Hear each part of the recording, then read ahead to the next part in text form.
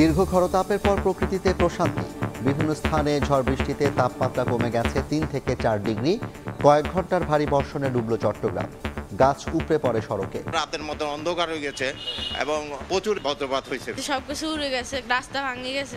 এত গরমের মধ্যে আমরা যে এখন একটু বৃষ্টি পেয়েছি, আমাদের খুব আনন্দ লাগছে। এই বৃষ্টি হওয়ার কারণে মোটামুটি মানুষের ভিতরে একটা স্বস্তি। চলাফেরাতে অনেক সমস্যা হচ্ছে, আমি এখন দাঁড়িয়ে পাচ্ছি না। বৃষ্টিতে খুব ভালো হলো, অনেক জোরে হলো, অনেকক্ষণ জ্যামও ছিলাম। বৃষ্টি তো হয়েছে, ভালো হয়েছে, তবে ওই সিজনের কারণে এগুলো পানিগুলো সরতে পারতেছে না।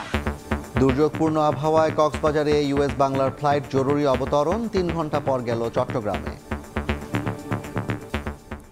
দেখছিলেন প্রধান শিরোনাম। রাত 11টার সময় সঙ্গে আছি আমি জাফর সাদিক। এবার অন্যান্য শীর্ষ সংবাদ। মন্ত্রী এমপি স্বজনদের উপজেলা নির্বাচনে দাঁড়ানো নিয়ে পুরনো হুঁশিয়ারি ওবায়দুল কাদেরের। তৃণমূল মানছে না কেন্দ্রকে।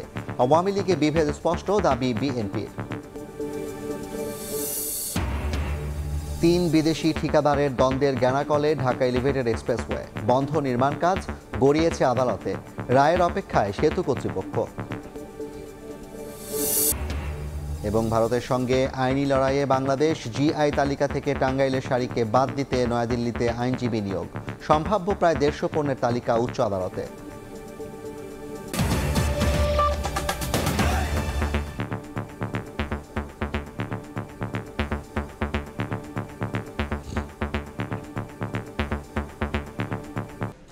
এদিকে দুর্যোগপূর্ণ আবহাওয়ায় কলকাতা থেকে ছেড়ে আসা ইউএস বাংলা এয়ারলাইন্সের ফ্লাইট কক্সবাজারে জরুরি অবতরণ করে।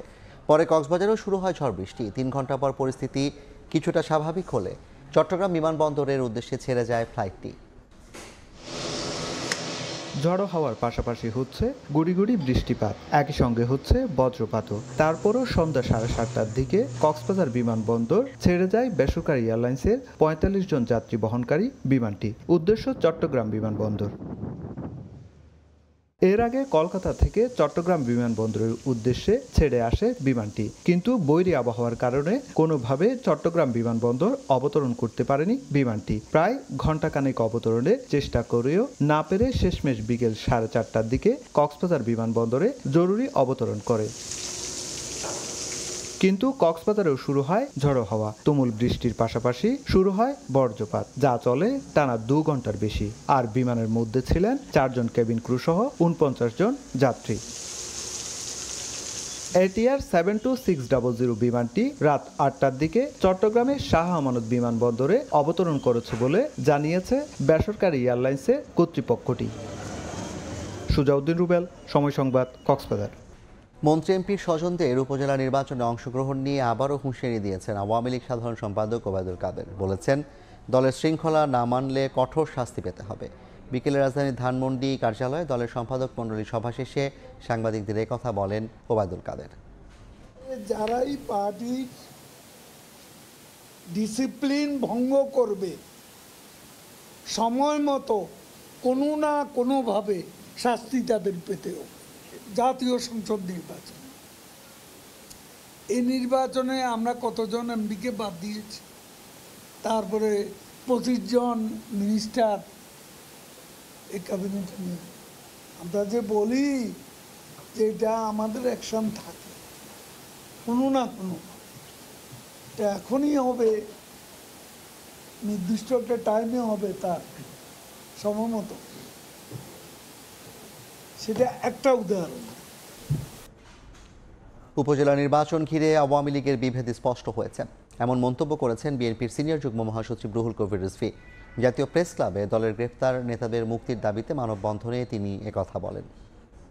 ওবায়দুল কাদের সাহেব, আপনার দল যে শূন্য টিনের বাক্স হয়ে গেছে, ওইটা আগে ভরুন, আর তারপরে বিএনপির কথা বলুন। বিএনপি দুর্বল হয়েছে না সবল আছে, এইটা তো টের পান প্রতি মুহূর্তে। যা বলেছেন জনগণকে সব মিথ্যা, যা দেখিয়েছেন জনগণকে সব মিথ্যা।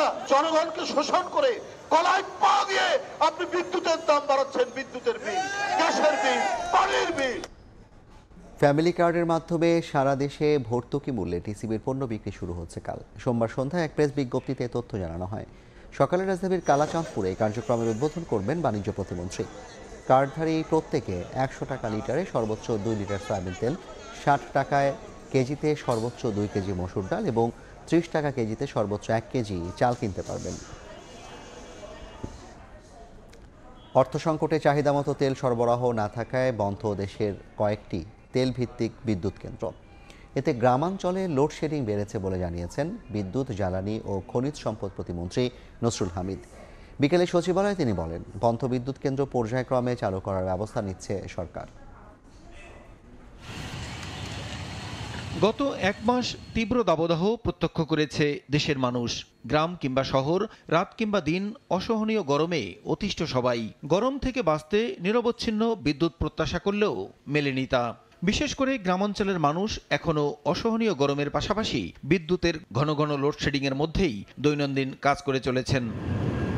সোমবার বিদ্যুৎ জ্বালানি প্রতিমন্ত্রী নসরুল হামিদ বিপু এ ব্যাপারে সচিবালয়ে সাংবাদিকদের জানান, আর্থিক সংকটের পাশাপাশি বেসরকারি বিদ্যুৎ কেন্দ্র জ্বালানি তেল সরবরাহ করতে না পারায় তেলভিত্তিক কিছু বিদ্যুৎ কেন্দ্র বন্ধ রাখার কারণেই লোডশেডিং করতে হয়েছে।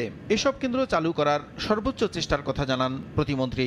আমাদের বেশ কিছু পাওয়ার প্ল্যান্ট, বিশেষ করে অয়েল বেস পাওয়ার প্ল্যান্টগুলো বন্ধ আছে, সেগুলো আমরা ধীরে ধীরে চালু করতেছি। তেলের স্বল্পতা ছিল, আর্থিক স্বল্পতা ছিল, এই বিষয়গুলোকে নজরদারি করে আমরা এখন একটা ভালো পরিস্থিতি আছি। যারা তেল আনার কথা প্রাইভেট পাওয়ার প্ল্যান্ট মালিকরা, তারা তো আনতে পারছিলেন না, তারা দেরি করতেছিলেন, যার কারণে আমাদের প্রায় 1,500 মেগাওয়াটের মতো প্রথম দিকে ছিল, এটা কমে আসছে এখন 500, এখন একদম জিরোর দিকে চলে আসছে। বা আশা করতেছি পুরো ভবিষ্যতে এটা ভালোর দিকে যাবে। তিনি জানান, লোডশেডিং শূন্যের কোটায় নিতে কাজ করছে সরকার। বিশেষ করে প্রধানমন্ত্রীর নির্দেশে গ্রাম অঞ্চলে নিরবচ্ছিন্ন বিদ্যুৎ সরবরাহের ব্যবস্থা নেওয়া হচ্ছে। মাননীয় প্রধানমন্ত্রীও এটা ওয়াকিবহাল এবং মাননীয় প্রধানমন্ত্রী আমাদেরকে ইনস্ট্রাকশন দিয়েছেন যাতে গ্রাম অঞ্চলে নিরবিচ্ছিন্ন বিদ্যুৎ যত দ্রুত পারা যায় ব্যবস্থা করতে। আমি মনে করি আগের থেকে ভালো অবস্থায় আমরা এখন আছি। আজকে যদি দেখেন জিরো লোডশেড, আস্তে আস্তে ধীরে ধীরে কমে আসতেছে। দেশে বিদ্যুৎ উৎপাদনের সর্বোচ্চ রেকর্ড সত্ত্বেও গরমে হঠাৎ বিদ্যুতের চাহিদা বেড়ে যাওয়ায় এমন লোডশেডিং বলেও দাবি বিদ্যুৎ প্রতিমন্ত্রীর। প্রসূন আশিস, সময় সংবাদ, ঢাকা।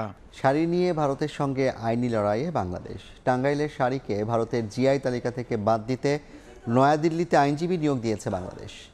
একই সঙ্গে দেশের 64 জেলার সম্ভাব্য প্রায় 150 জিআই পণ্যের তালিকা উচ্চ আদালতে দাখিল করেছে শিল্প মন্ত্রণালয়।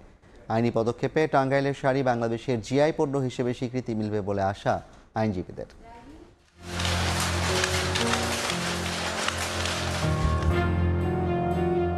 ফেব্রুয়ারির শুরুর দিকে টাঙ্গাইলের শাড়িকে নিজস্ব ভৌগোলিক পণ্য হিসেবে স্বীকৃতি দেয় ভারত।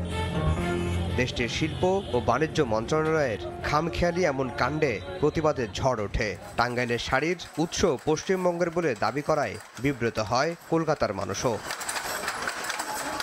শত শত বছরের ঐতিহ্যের স্মারক টাঙ্গাইলের শাড়ির স্বীকৃতি হারানোর পর হুঁশ ফেরে বাংলাদেশের। অনেকটা তড়িঘড়ি করে দেয়া হয় ভৌগোলিক পণ্যের আনুষ্ঠানিক স্বীকৃতি। সিদ্ধান্ত নেওয়া হয় ভারতের জিআই পণ্যের তালিকা থেকে টাঙ্গাইলের শাড়ি বাদ দেওয়ার আইনি লড়াইয়ের। সোমবার শিল্প মন্ত্রণালয় উচ্চ আদালতকে জানায়, ভারতের সঙ্গে আইনি যুদ্ধের জন্য নয়াদিল্লিতে আইনজীবী নিয়োগ করেছে বাংলাদেশ। মাসন অ্যান্ড অ্যাসোসিয়েট নামের ফার্মটি মূলত 2 ধাপে আইনি পদক্ষেপ নেবে। ভারতের মাটিতে বাংলাদেশের টাঙ্গাইল শাড়ি নিয়ে তারা লড়াই করবেন এবং তারা রেকটিফিকেশনের জন্য, বাতিল করার জন্য তারা আবেদন করবেন বলে আমরা এই ডকুমেন্ট মারফত জানতে পেরেছি। এদিন দেশের সম্ভাব্য প্রায় 150 জিআই পণ্যের তালিকাও আদালতে দাখিল করে মন্ত্রণালয়। যেই পণ্যগুলো জিআই হিসেবে ইতিমধ্যে নিবন্ধিত হচ্ছে বা হওয়ার প্রক্রিয়া চলছে, সেই তালিকাটাও দেয়া হয়েছে। 2016 সালে জামদানি শাড়িকে প্রথম জিআই পণ্য হিসেবে স্বীকৃতি দেয়া হয়। এরপর ইলিশ, চাপাই ও রাজশাহীর ক্ষীরসাপাত ও ফজলি আমসহ আরও 20টি পণ্যের জিআই স্বীকৃতি মেলে। বর্তমানে দেশে জিআই পণ্যের সংখ্যা 28টি। আফজাল হোসেন, সময় সংবাদ, ঢাকা।